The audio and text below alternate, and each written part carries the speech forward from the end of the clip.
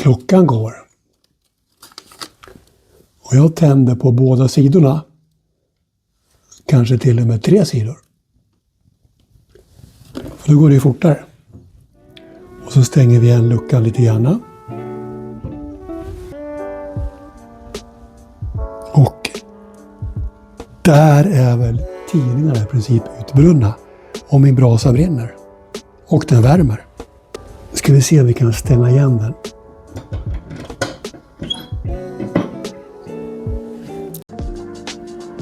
Vi ser att såna här små pinnar som man bygger ett hus av och med tidningar eller tändkuddar eller vad man vill så får vi snabbt upp temperaturen.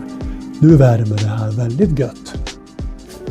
Istället för att vänta i 5 minuter och göra en stor tändbrasa med grova klabbar.